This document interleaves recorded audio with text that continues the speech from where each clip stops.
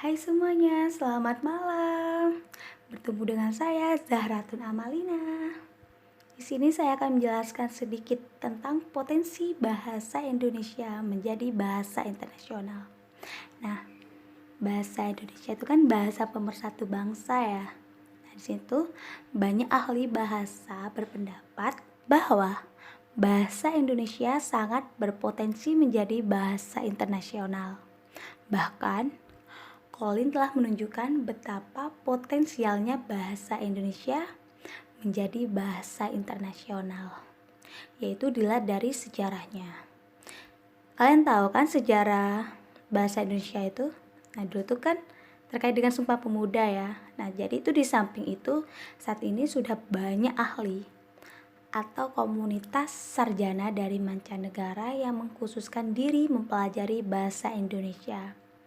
Selain itu, kepotensialan bahasa Indonesia menjadi bahasa internasional dapat dilihat dari beberapa faktor yang mendukung, yaitu faktor intrabahasa dan faktor ekstrabahasa. Jadi itu pengelompokan itu sebenarnya tidak dapat dipisahkan secara tegas. Karena apa? Karena antara faktor intrabahasa dan ekstrabahasa kadang-kadang hadir bersama-sama. Pengelompokan itu akan memudahkan cara pandang kita terhadap potensi bahasa Indonesia menuju bahasa internasional. Saya akan menjelaskan tentang faktor intrabahasa. Nah, faktor intrabahasa antara lain meliputi sistem bahasa. Sistem bahasa Indonesia dapat dikatakan sudah mapan. Artinya, beberapa aspek yang terkait dengan bahasa Indonesia sudah diatur dan sudah dibakukan. Bahasa Indonesia telah memiliki sistem ejaan yang mapan, yakni dengan diberlakukannya ejaan bahasa Indonesia yang disempurnakan, yang terkenal dengan singkatan EYD. Nah, penulisan ejaan bahasa Indonesia tidak menggunakan salah satu huruf daerah yang ada di Indonesia. Jadi itu penulisannya menggunakan huruf Latin yang sudah digunakan secara internasional. Hal itu memungkinkan bahasa Indonesia mudah dipelajari karena lafal sesuai dengan lambang hurufnya. Bahasa Indonesia juga relatif mudah beradaptasi dengan istilah asing dengan melakukan penyerapan, termasuk istilah bahasa Inggris yang banyak diserap menjadi bahasa Indonesia. Dari apa yang dikemukakan, dapat dikatakan bahwa bahasa Indonesia mampu berperan sebagai bahasa ilmu pengetahuan dan teknologi serta mampu sebagai wahana komunikasi di dunia politik, bisnis, pariwisata, seni, budaya, dan sebagainya. Dengan kata lain, bahasa Indonesia mampu berperan sebagai bahasa dan sarana komunikasi di segala bidang. Dengan demikian, dapat dipastikan bahwa bahasa Indonesia juga mampu sebagai sarana komunikasi di dunia internasional. Yang kedua, saya akan menjelaskan tentang faktor ekstra bahasa. Faktor ekstra bahasa dapat digolongkan ke dalam dua kelompok, yakni faktor yang dapat mempengaruhi secara langsung dan faktor yang dapat mempengaruhi secara tidak langsung. Faktor ekstra bahasa yang dapat mempengaruhi secara langsung adalah jumlah penutur bahasa Indonesia dan sikap penutur bahasa Indonesia.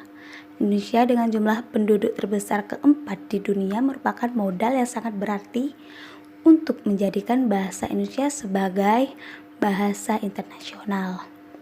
Memang, tidak semua penduduk Indonesia dalam kehidupan sehari-harinya menggunakan bahasa Indonesia secara aktif, tetapi hampir semua penduduk Indonesia mengerti bahasa Indonesia. Jadi, untuk mendukung bahasa Indonesia menjadi bahasa internasional, tentu saja perlu diciptakan sikap yang positif dari penutur bahasa Indonesia. Jadi sikap yang positif penutur terhadap bahasa Indonesia tersebut ditandai dengan kesenangan orang Indonesia untuk menggunakan bahasa Indonesia secara baik dan benar. Apabila penutur tersebut telah senang menggunakan bahasa Indonesia secara baik dan benar, tentu saja mereka akan setia menggunakannya. Kesetiaan penutur menggunakan bahasa Indonesia ini akan membangkitkan kebanggaan terhadap bahasa Indonesia.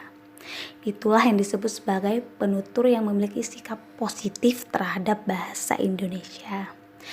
Faktor ekstra bahasa yang dapat memengaruhi secara tidak langsung antara lain daya tarik kekayaan alam dan budaya Indonesia. Kekayaan alam Indonesia yang sangat melimpah merupakan daya tarik bagi pelaku ekonomi dari mancanegara yang berinvestasi di Indonesia, maka akan berdampak pada banyak orang asing masuk ke Indonesia. Hal itu dapat berdampak pula pada banyaknya orang asing yang ingin mempelajari bahasa Indonesia.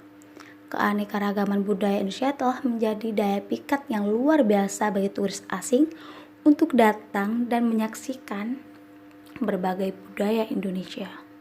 Apalagi Indonesia yang kaya budaya ini ditunjang sikap penduduknya yang terkenal ramah, luas, dan mudah menerima budaya.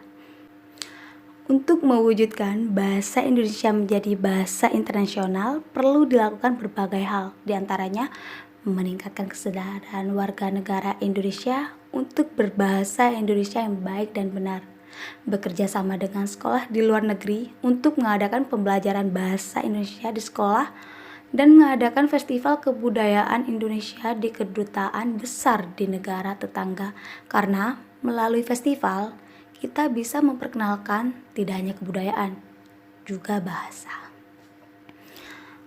Melalui beberapa cara tersebut tentunya akan meningkatkan penggunaan bahasa Indonesia di dunia internasional. Tentunya dibutuhkan peran kita sebagai warga negara Indonesia untuk mewujudkan penggunaan bahasa Indonesia menjadi bahasa internasional dengan memperhatikan arah dan perkembangan bahasa Indonesia yang sudah jelas dan pasti tidak dapat dipungkiri bahwa bahasa Indonesia dapat menjadi bahasa internasional. Kita sebagai pengguna bahasa Indonesia harus mendukung arah tersebut dengan menggunakan bahasa Indonesia dan lebih mengutamakan penggunaan bahasa Indonesia daripada bahasa asing. Itulah penjelasan sedikit dari saya. Saya akhiri. Wassalamualaikum warahmatullahi wabarakatuh.